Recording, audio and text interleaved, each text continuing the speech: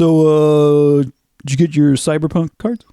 What are you talking about? It's for the new Cyberpunk trading card game. Oh no, I just bought like a thing of Riftbound, and You should get ahead of it. It's gonna be huge. Oh, huge. Oh, has there been a lot? Have they shown cards? No. Has there been a lot of talk about it? There's a trailer that didn't really show anything. You got to really get on the ground floor of these things. Back it before it's on Kickstarter. Before they've announced it. How much should I invest? Everything. Is there like a return on investment? Like what's the projections? If you stop to think, it's already too late. Cyberpunk!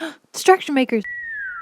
All right, so we figure we'd take some time and talk about the things we're excited about next year. Yeah, positivity. All right, why don't we just hop right into it? Forrest, what are you excited about? The first thing on your list? Yes, this is something I'm a little bit more hopeful for, but it's something we kind of talked about recently on the channel, which is just a living card game. What's the actual, not trademark name? Expandable card game. Don't get sued. An expandable card game renaissance. What I see is I'm seeing a lot of independent creators going and creating sort of a TCG and going with the TCG model, as opposed to seeing it as like this. It could be an expandable card game. It could be something that comes in the box. You could. I think it's a lot easier to sell people up front, as opposed to the hopes that someone's going to hop onto your TCG for the long run. You don't know how long your TCG is going to go. We talked about the TCG curse of, the 1 to 2 year lifespan that there is. So I'd like to see more companies explore this space. I feel like there hasn't been a whole lot that have been made. It's pretty much been Fantasy Flight games, but I'd like to see more creators do this. Recently, we just talked about Hub World Eidolon as one that was successfully crowdfunded.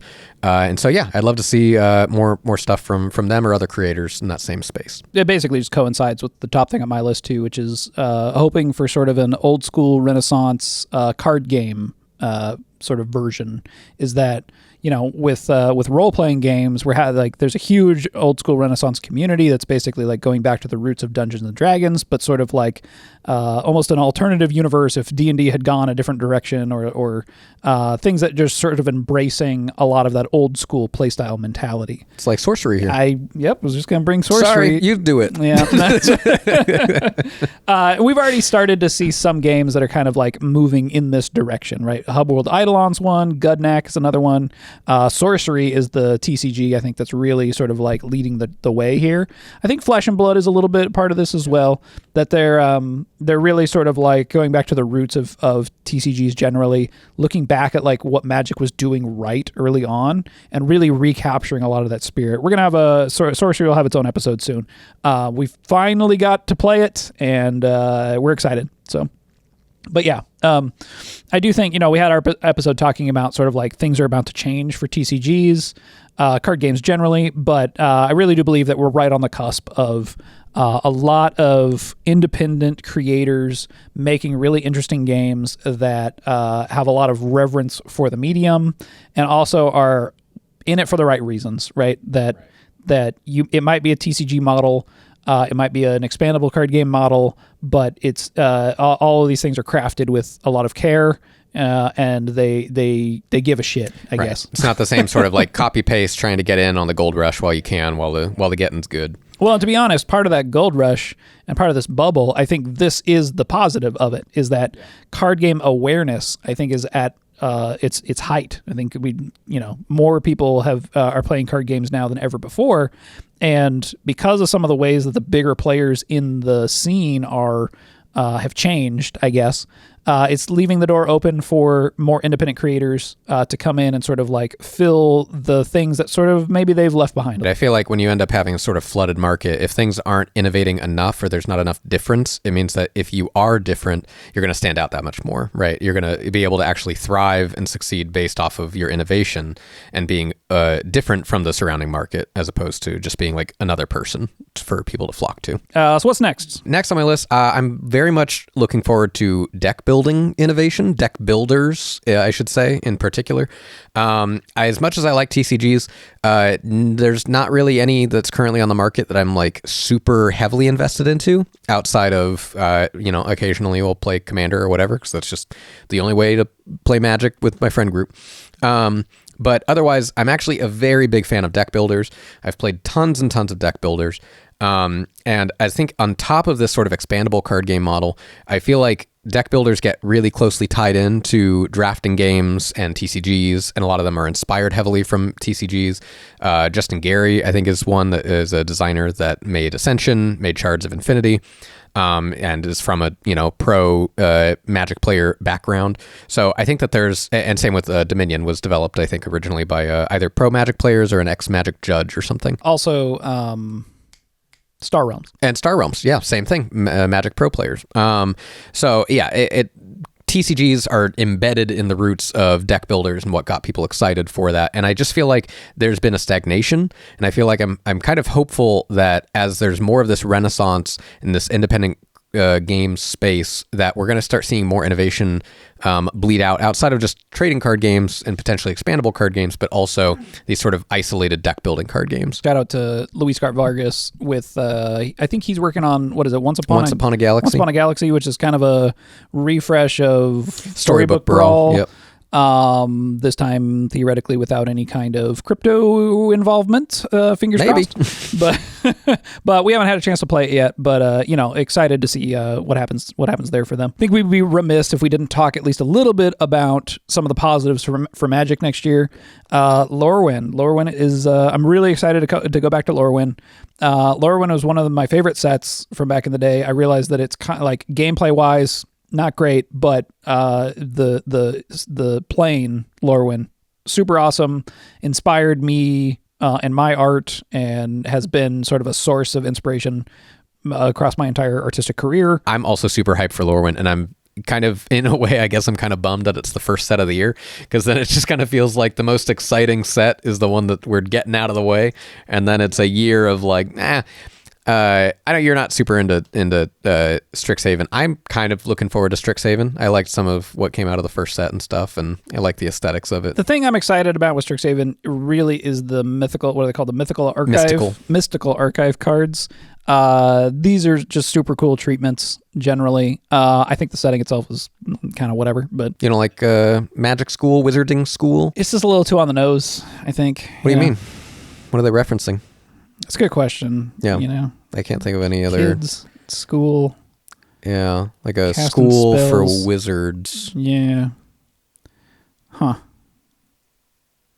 All right, so what's the next thing in your list? Next, just kind of thinking of games that I'm looking forward to, actual games to go and play outside of the usual Not these TCG fake space. games. Not these real games. Actual games to play, which is not often, actually. I feel like it's the other way around. I feel like the TCGs, like the physical games, are the real games. That's and true. The digital ones are the fake games. But yeah, we don't want to fan any flames or nothing. So. Right. I'm very much looking forward to Vampire Survivors' new, I think, deck builder card game. It looks crazy. Called Vampire Crawlers, I believe. I have no idea if this is going to be successful. Vampire Survivors feels like, even from the developer, like it was a bit of a fluke.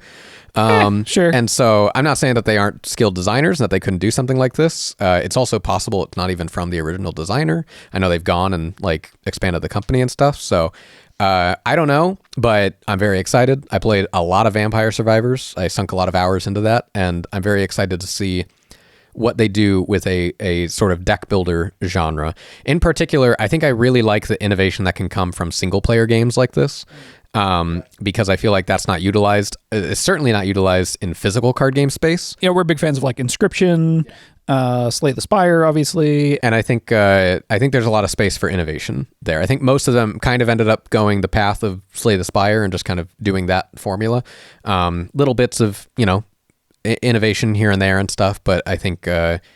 I'm excited to see what they do with it. Yes, this brings me to my next thing on my list, which is Slay the Spire 2. Kind of been waiting on this for a while. We wanted to do a Slay the Spire video on the channel, but we kind of just been holding off until Slay the Spire 2 comes out, and we're still going to be waiting a little bit. Yeah, it says 2026, whatever that means. Sometime next year, right. Should be coming. Looks cool. Really excited. Slay the Spire 1 was good. Talk a little bit about things that we wish people would bring back. One thing I think that is underutilized right now is, we brought up a little bit of single player card games, but also co-op card games that are like a team, you as a team versus a boss or versus a single player. And I really do think there's a lot of space here for almost card PG-esque gameplay, akin to the World of Warcraft raid decks. Hey, these were convenient. there's some of the most interesting things going on. We talked about in the TCG bubble too, or which video was it? I don't know. It was one of the ones where we were talking about how we're not seeing as much innovation this time around, but theoretically that'll change. I feel like the co-op card game space and single player card game space, at least when done physically, is sort of that unseen part of the industry that because you don't see it or you don't hear about it, you're not hearing about all these things of, big expensive cards going or the card market exploding. It feels like it's just not something that's worth investing into. And yeah, in all fairness, it's probably not going to cause the same, amount of attention that a trading card game would create. We just talked about this in the Discord earlier today, is that I don't remember exactly what we were talking about, but I think it had to do with the episode. And then somebody just offhand basically said like, oh, LCGs, they're dead and have failed, and there's, they're not worth pursuing at all. And I'm like, there's like Fantasy Flight Games has like 5 successful living card games. Like, it's just that you don't see them. And so I went through and did a little cursory research just to see like, okay, well, how well is Fantasy Flight Games doing? And they made so Fantasy Flight is owned by Asmodee, so you have like the public, Asmodee's a public company. So you can see like how well Asmodee is doing. They're in like the $400 million range. It's in euros, so you had to convert it. So they make about $400 million as a company. And then Fantasy Flight, I think on their own, is making about 43-ish million, and they have like about 5 living card games plus Twilight Imperium. And so you can look at that and go, okay, well, some of these are probably more successful than others, but somewhere in the neighborhood of like $6 to $10 million each, probably. I think, yeah, it's pretty good. Well, and that's it's not assuming magic numbers, but that's assuming that's all their games. I know they don't only make those games, and they generate some. I'm sure they generate some like one-off games here and there. Well, the card games that they promote mostly are Marvel Champions, Arkham Horror, and the Lord of the Rings card game, and then obviously Twilight Imperium. So yeah, and I think this is what I mean is like that's like an unseen thing where a lot of people are going to look at that and go, well, that's not Hasbro, that's not making headlines, it's not Pokemon cards, it's not $1 billion, so right, it's not but cool. It does not mean that it is not successful, and I think and it also doesn't mean they're not good games, and like I think that's something that just not a lot of people are seeing that side of the industry. There's so many of these companies that are out there, and like $43 million is a ton of money. That's a ton for this company to be making, selling these games that is not a trading card game, right? And so there's companies that are even smaller than that are also still making living card games that you probably don't even know about because it doesn't have the name and notoriety that Fantasy Flight has. Well, and Earthborn Rangers and Hubworld Eidolon also are sort of in that same realm, but they're not. They're sort of under the radar. Yeah. They're still making millions of dollars, and we just don't know about it. I think it's also like sort of redefining success, right? It's that so often we look at like, well, what's the point? What's the point of trying to like make a TCG or an expandable card game if it can't, like Magic is such a behemoth, and Pokemon and Yu-Gi-Oh and now Riftbound, and there's so many of these things that are just making so much money. It's like, well, look, you only need like how much money do you actually need for this project to continue? Right. And I think building a project that can continue off of, enough that you can continue to get by and continue to produce it, like even to have a team, like a decently sized team, if you had 10,000 players that are spending $100 a year on your game, that's $1 million. So 10,000 players is like nothing. Right? Yeah.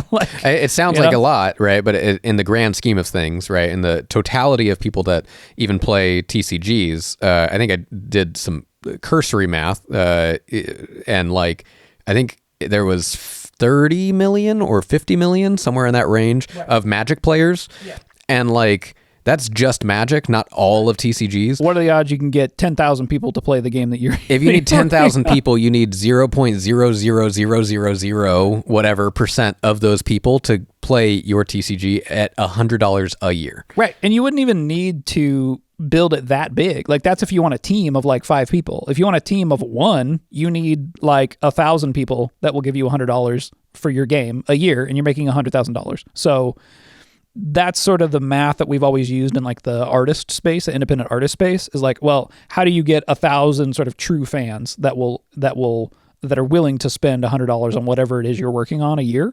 And suddenly you're like, oh, I can just do this indefinitely. Well, and I feel like this is the transition that we're seeing with the industry where like, I think, prior to, I'd say Kickstarter, there were independent companies, but obviously to get started, you probably needed some sort of investor or seed money. You needed to know people in the industry. It was a lot harder to get an understanding of what it's like to manufacture and stuff.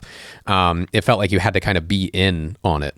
And now you have so much more access to these tools, and the industry is a lot wider. It's a lot easier to get access to this information, that like it's easier now than ever for you to just make a smaller product and slowly build up your business from there.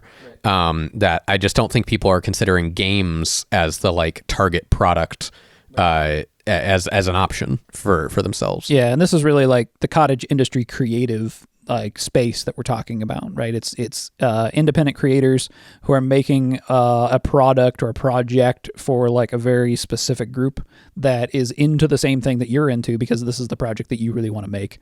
And if you can execute that to a particular level, you can get to that 1,000 fans pretty easily. And then from there to that 10,000 fan point, if you want, you don't even necessarily have to. I think if you've got 10,000 fans that are spending $100 a year on your game and you're at a 50% profit margin, you're making $500,000 like profit after you've paid for the game and everything. And then 500,000 can support, a team of 4 pretty easily. And that whole team of 4, every one of them is making $100,000 a year, right? Like that's a doable project. It's very right? doable. And it sounds like an insane prospect. It sounds difficult to start. But I think what's funny is like that is so much more possible than looking at TCGs and going or expandable card games and saying, well, they weren't successful, right? But you're not seeing that just because, they're not making that 100 million or billions of dollars. Right. Like successful is I made the thing. The thing exists in reality. Well, in the case of tabletop games, or in the case of digital games, it's on Steam or it's on, itch.io or something. Right. Yeah. Right. That's that. If we redefine success as that, then it's like, how hard is it? I don't know. It's not that difficult. I mean, it is. Don't get me wrong. Like getting over still difficult. Making the thing is the hard part. But, right. But yeah, I mean, the audience is there, and the sort of time that we live in, I think that if we're not taking advantage of the fact that we have access to an audience of people, right? I can't remember who was talking to me about this, a designer or something, but he was talking about making destinations for your work, right? And part of the reason why, we started Distraction Makers was to share our knowledge, right? And talk about game design because we really wanted to talk about it, but it was also to help create a destination for our work and connect with like-minded people that share similar values to us, that want to see card games or games generally or whatever it is that we want to make that is an authentic, independent perspective in the industry, and sort of like bring those projects to an audience of people that theoretically will care about the same things that we do. So that's what we want to see more of next year. That's the most important thing. More independent projects, more people that are willing to make these games because they are excited about it, interested in it, and not being concerned about trying to match with the heavy hitters in the industry. Yeah. Instead, go and be that independent project. And I think those are some of the coolest things that people aren't finding. Yeah. And that's really what this community is about. One day we can all hope that our IPs will become Universes Beyond and Magic the Gathering. Don't buy Universes Beyond. Invest in your own game that then will be adopted by Magic later on. There it is. That's the real sauce. Yeah. If you enjoy listening to us talk about what we're looking forward to in card games next year, please feel free to give us a little like and a subscribe, maybe a comment down below. Also, if you want to join our Discord, the link is in the description. Thanks for watching. We'll see you next time. Bye.